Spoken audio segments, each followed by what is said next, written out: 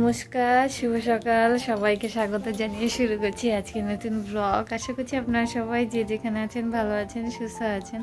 আর আমিও বেশ বেশ বেশ ভালো আছি। তার কারণটা তো বুঝতেই পারছেন, আমি চলে এসেছি বাড়িতে। যেন বলে বাড়িতে চলে এসেছি। এখন বাজে 10টা 25। তো এখন থেকে আমি আজকের ভিডিওটা শুরু করছি। আর কি কালকে আমি তো খুবই ভয় পেয়েছিলাম, কিন্তু আজকে সেই ভয়টা আমার আর নেই। এখন 1 মাস খুব আনন্দে কাটাবো আমি। 1 মাস না, জানি না কতদিন লাগবে, তো থাকবো অনেকদিন। এই আচারগুলোকে এবারের বানানো, আমি তো অনেক আচার দেখতে পাচ্ছি। মা মনে হয় বানিয়েছে নাকি জানি না।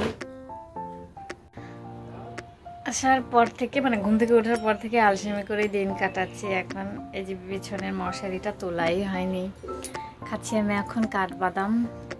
বাজে এখন কটা, দাঁড়ান একটু অন্য ফোন দেখে বলি। 10টা 53। খিদেও পেয়েছে, দেখি খাবো। আর বাবা গিয়ে মাছ নিয়ে এসছে, সেই মায়ের সঙ্গে মাছ কাটবো আমি। এখানে বোনা হচ্ছে, কাজ শুরু করে দিয়েছে। পটল ছাড়াচ্ছে, বোনার কাজ করছে। আর মা এদিকে হচ্ছে মাছ কাটছে। কি কি মাছ এনেছে কি জানি, মাছ মলা ঢেলা আর হচ্ছে রুই মাছ কাটাকাটি করছে। আর আমি এখন হচ্ছে কাঠবাদামের খোসাগুলো ছাড়াচ্ছি। আর দুটো খেয়ে নিয়েছি, যদিও খেয়ে তারপর আমিও মায়ের সঙ্গে মাছ কাটতে যাব। হয়ে গেছে আমার কাজ। আমার কাজ ছিল মাছের থেকে আঁশ ছাড়ানো, আমার মাছ ছাড়ানো হয়ে গেছে। এখন এই যে ছড়িয়ে ছিটিয়ে আছে আঁশগুলো, এগুলোকে এখন আমাকে কুড়োতে হবে। আর বোনা এদিকে হচ্ছে ছিলেই যাচ্ছে, খোসা ছাড়িয়েই যাচ্ছে। এখন মা বসে বসে এই মাছটা কাটবে। আমি শুধু খোসা মাছের আঁশগুলো ছাড়িয়ে দিয়েছি। এখন মা এটা করে নেবে। এই যে ফাট্টু ভাই দাঁড়া, ওখানে দাঁড়া, একটু দূরে দাঁড়া। হ্যাঁ, এই দাঁড়া, ক্যামেরার সামনে দাঁড়া। ফাট্টু ভাই নাকি আসার জন্য কান্না করছিল, আমাকে এই লটকন দেবে, সেজন্য দে লটকনগুলো আমাকে দে। এই যে এতগুলো লটকনও আমার জন্য নিয়ে এসছি। এগুলো কি কেনা কেনালি লটকন আমাকে দিয়ে দিলি? যে তুই কি খাবি, তোর জন্য রাখছস? কেনা না, ওমা কাগো বাগানের। আমার বাবা কালকে দিবে এখান থেকে নিয়েছে। ও তাই, কতগুলো আনছে? অনেক। এতগুলা থেকে তুই আমার মা তো এই কটা দিলি? না, এই কটা দিছে, এই কটা। মিথ্যা কথা, আবার মিথ্যা কথা। না, এই কটা সত্যি কথা কইছি। সত্যি কথা কস? পরের দিন আনছে। কি আনছে পরের দিন? ও ঠিক আছে, তাহলে কি আমি একা খাবো না মিতো দিদিকে দেবো? মিতো দিদিকেও দেবো। ঠিক আছে, তাহলে এখন খাই এগুলো। ফাটু ভাই নিয়ে এসছে। আর ফাটু ভাই সকাল সকাল চানাচুরও নিয়ে এসছে। কোথায় রে সেগুলো? একদিন 10 টাকা দিয়েছিলাম তোমার জন্য। আমার জন্য 10 টাকা দিয়ে গেছিলি? তখন তো আমি ছিলামই না। বাবা, ফাটু ভাই নাকি আমার জন্য 10 টাকাও দিয়ে গেছে। তো আমি এসছি না, সেজন্য ওই যে ঝুড়ি ভাজা দিয়ে গেছে। ওর বাবা 3 প্যাকেট নিয়ে এসছে, ওর জন্য, ওর ভাইয়ের জন্য, মায়ের জন্য। আর সেখান থেকে 2 প্যাকেট আমার আর মিতুর জন্যই নিয়ে চলে এসেছে। তুই খেয়েছিস ফাটু ভাই? সত্যি? তো তাহলে তুই ভাইরে যাস নেই? কোথেকে খেলো? একটা থেকেই খেলো? ঠিক আছে, তাহলে আমরা সবাই মিলে ঝিলে এগুলো খাবো। সকাল সকাল ঘুম থেকে উঠে চলে। কালকেও এসেছিল আমার সঙ্গে দেখা করতে। ও নাকি সারাদিন আমাদের বাড়িতে ছিল। তো যখন আমি আসবো সেই টাইমে ওর মা নাকি ওকে নিয়ে চলে গেছে। কেন রে নিয়ে গেল? তারপর যখন আমি এসছি, পরে হচ্ছে ওকে ডেকে পাঠিয়েছিলাম। ও এসছে, এসে এরম করিস না, লোকে পচা বলবে। তো এসে আমার সঙ্গে দেখা করে গেছে। আমাদের বাড়ির সব পিচ্চিরাই তো এসেছিলো। দিব্যু এসেছিলো। দিব্যু এত খুশি হয়েছিল কি বলবো, আমি অবাকই হয়ে গেছি। ও আমাকে এর আগের বার যখন এসেছি, দিব্যুর সাথে আমার মিনিমাম 6 মাস পর দেখা হয়েছে।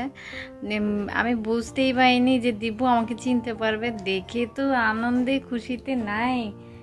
আমি লুকিয়েছিলাম, আমাকে খুঁজে বেড়াচ্ছে। মুদু কই, মুদু মুদু, এরকম করে ও কান্নাও করছিল। তো ও যে আমাকে চিনতে পারবে আমি ভাবতে পারিনি। তো ওরা আজকেও আসার কথা, দেখি কখন আসে। বোনা এদিকে পুজো দিয়েছে আর আমাকে দিয়েছে প্রসাদ। এখন আমি প্রসাদ খাবো। ফাট্টু ভাইকেও দিয়েছে, তাই না? ফাট্টু ভাইয়ের প্রসাদ খাওয়া হয়ে গেছে। ও খেজুর প্রসাদ খায় না, খেজুর খেলে ওর হচ্ছে বমি হয়। তা আমি এখন এই প্রসাদটা খেয়ে নেব। সারা দুপুর থেকে আমি অপেক্ষা করেছিলাম আমার কাছে একজন লোক আসবে, মানে আমাদের বাড়িতেই ভাড়া থাকতো। তো ওই কাকাটা আমাকে বেশ কিছু জিনিস আনতে বলে। তো সেখানে ছিল একটা ফগের বডি স্প্রে আর একটা আলতা আনতে বলেছিল। আর ওনার যেহেতু দুটো ছেলে মেয়ে আছে ছোট ছোট, তো ওদের জন্য বেশ কিছু চকলেট আনতে বলেছিল। তো আমি আমার পছন্দ মতোই চকলেট নিয়ে এসেছি। ওনার আসলে কোনো ধরা বাঁধা কোনো চকলেটের নাম উনি বলেনি, আমাকে বলেছিল আমার ইচ্ছা মতো আনতে। তো আমি এতগুলো চকলেট ওদের জন্য নিয়ে এসেছি। তো বাচ্চাটা মানে ছোট বোনটা যে হয় রুথি, ও ফোন করেছিল আমাকে, বলেছে আমি আজকে আসবো আমার চকলেট নিতে। তো ওর জন্য অপেক্ষা করছিলাম। ও তারপর দেখলাম যে আর এলোই না। রুদ্র চলে এসেছিলো আর কি চকলেটগুলো নিতে। কাকির হয়তো বা কোনো কাজ পড়ে গেছিলো, তো রুদ্র এসছে, আমি রুদ্রর কাছে চকলেটগুলো দিয়ে দিলাম। সারা দুপুর থেকে আমি অপেক্ষা করে করে এই সন্ধেবেলায় রুদ্রকে দিয়ে দিতে হলো শেষমেশ। আমি ভেবেছিলাম রুথির সঙ্গে একটু দেখা হবে, কাকির সঙ্গে একটু দেখা হবে, সেটা আর হয়ে উঠলো না। যাই হোক, কোনো ব্যাপার না, রুদ্রর কাছে তো দিয়ে দিয়েছি। 6:30 এখন বেজে গেছে, দিব্যুরা এসেছে। এখন দিব্যুদের সঙ্গে হয়তো একটু জয়পুরে যাবো। এখন আমি আমার জামাই খুঁজে পাচ্ছি না।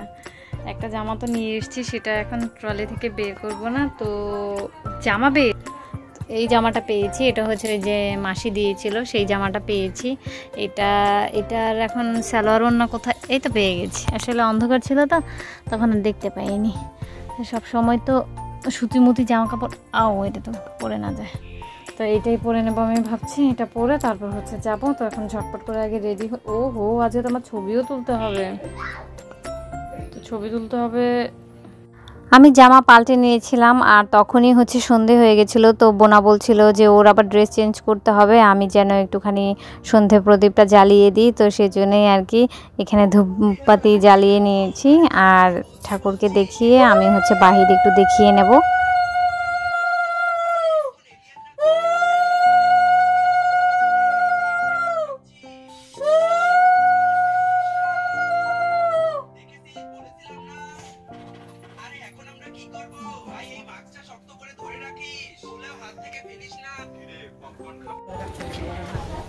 মিতো, মাতাজির ফোনটা একটু রাখ। আমার মোবাইলটা লুকে রাখো, না হলে চার্জ দিয়ে দেই তো। তাহলে চার্জার দিতে হয় না একটু। চার্জার কেমন? তো তোমার মায়ের ফোনের মতো নেই তো আমার ফোনটাও। দেখো দেখি। আরে থাক, মোবাইলে চার্জ দিবে মিতা। তো ফুল কিনে নিয়ে চলে এসেছি, ফুলগুলো বাইরে রেখে এসেছি, একটু পরে দেখাচ্ছি আপনাদেরকে। আর এখানে মিতোকে আমি হচ্ছে ওই প্যাকেটটা কই দেখা একটু, এই যেগুলো যে নিয়ে এসেছিলাম, তো এগুলো থেকে এখন মিতোকে ভেবেছি ব্রু প্লাক করে দেবো। সেই জন্য মিতোর ব্রুগুলো এরকম এরকম করে নিয়েছি। দুলছিস কেন? এরকম ভূতের মতো করে নিয়েছি। এখন চেষ্টা করে দেখবো, কখনো এর আগে করিনি, এটাই হচ্ছে ফার্স্ট টাইম। তো এখন দেখি কতটা কি করতে পারি না পারি। টাটা, আবার আইসো, কালকে আইসো, কালকেই আবার দেখা হবে। হ্যাঁ, টাটা টাটা দিব্যু, টাটা। অনেকটাই রাত হয়ে গেছিল। আমি আর বোনা হচ্ছে দুজনে মিলে দিব্যকে দিতে এসেছিলাম। দিব্যু তো যেতেই চায় না আমাদের বাড়িতে আসলে। আসলে ও অনেক আদর যত্ন পায়, সে কারণে ও আমাদের বাড়ি আসলে কখনোই যেতে চায় না। তারপরও আজকে কান্না করছিল অনেক। এই আমগুলো আমার জন্য রাখা হয়েছিল, সেগুলো আজকে মা কেটেছে। এটা হচ্ছে যে বড় গাছের আম, এটা নাকি প্রায় নষ্ট হতে নিয়েছে, তারপরেও মা আমার জন্য রেখে দিয়েছিল। এখন আমি আম খাবো বসে বসে। এই এতগুলো আম আমাকে কেটে দেওয়া হয়েছে, এগুলো সব আমাদের গাছের আম। তো এখন আমি খাই বসে বসে আম। দিব্যুদের বাড়িতে এগিয়ে দিয়ে আসলাম, বাড়িতে না আর কি, ওদের রাস্তায় এগিয়ে দিয়ে আসলাম। ওরা এখন চলে যাবে। দিব্যু তো যেতেই চাইছিল না। ওদের ওই যে গেটে আমাদেরকে বলছিল ধুকো ধুকো চলো এদিকে যাও এদিকে যাও। তো যাদবপুর তো গেছিলাম ফুল নিতে, দেখিয়ে দিই কি ফুল নিয়ে এসেছি। এই ফুলগুলো নিয়ে এসেছি, এত দাম বাজারে ফুলের কি বলবো। তো শেষে এগুলোই নিয়ে এসেছি। প্রতিটা আর কি লাইন বলেছিল 20 টাকা করে, তো আমরা নিয়ে এসেছি হচ্ছে 12 টাকা করে, দামাদামি করে 12 টাকা করে নিয়ে এসেছি। তো এই ফুলটা এখন হচ্ছে ভাবছি বাহিরে রেখে দেব, ফ্রিজে রাখবো না। ফ্রিজে রাখলে এটা হচ্ছে কালো হয়ে যেতে পারে বের করলে পর। এই ফুলটাকে এখন নিয়ে বাহিরে রেখে আসবো। বাহিরে একটু কুয়াশা কুয়াশা পড়বে, তো ওখানে রেখে দিলে আমার মনে হয় ভালো হবে। আর মা যখন সকালবেলা এসে যাবে, কোথায় জানি হাঁটতে যাবে, তখন মাকে বলেছি ফুলগুলো যেন নিয়ে আসে। আর বোনার শাড়িটা দেখিয়ে দিচ্ছি।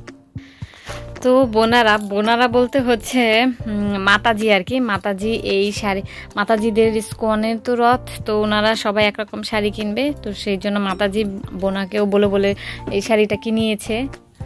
তো এই শাড়িটা কিনিয়েছে, এই শাড়িটা আমাকেও বলেছিল কিনতে, তখন তো আমাকে ছবি পাঠিয়েছিল, আমার খুব একটা ভালো লাগেনি, তাই আমি বলেছি না নেব না। কিন্তু দেখার পরে শাড়িটা খুবই সুন্দর লাগছিল। এখন আমিও বলেছিলাম যে আমাকেও একটা নিয়ে দিতে, কিন্তু এখন আর শাড়ি পাওয়া যাবে না, কারণ যতগুলো অর্ডার দিয়ে নিয়ে এসেছিলো সবগুলো শাড়ি সবাই নিয়ে নিয়েছে। ভেতরে হচ্ছে এরকম সাদা, আর পাটটা হচ্ছে গোলাপি, আর হচ্ছে পার্পেল কালারের মধ্যে এখানে নীল নীল ফুলও আছে। বোনা দুটো ব্লাউজ বের করেছে, দেখি বোনা দুটো ব্লাউজ বের করেছে। সবাই সাদা দিয়ে পরবে, কিন্তু আমার বোনা সাদা ব্লাউজ কোনো অবস্থাতেই খুঁজে পাচ্ছে না, তো ও এই দুটো বের করেছে। আমি বলেছিলাম পার্পেল কালারের যদি কাপড় থাকতো ঘরে আমি বানিয়ে দিতাম, আর হচ্ছে এই ব্লু কালারেরটা বের করেছে। তো এই ব্লু কালারেরটাই আমার মনে হচ্ছে ভালো লাগবে, তো ওকে বলেছি ব্লু কালারটাই পরতে। আর এটাকে একটু কাজও করতে হবে, কারণ এটা বেশি টাইট হয়ে গেছে। এখন আমি ভাবছি একটু মেশিনে বসবো, এখন না বসলেও কালকে সকালবেলা বসে গেলে ঠিক করে দেবো। আর ওইটার ভেতরে, ওই যে ওটার ভেতরে মাতাজিটা রয়েছে। তো ওদের তো বিশাল প্ল্যানিং। তারপরে যেখানে গয়নাগাটি বের করলো, কে কী পরবে না পরবে, আর আমি তো শাড়ি কিনতেই পারলাম না, আমি জানি না কি পরবো। দেখা যাক, কিছু একটা ঠিক করবো, ঠিক করে তারপর পরে নেব।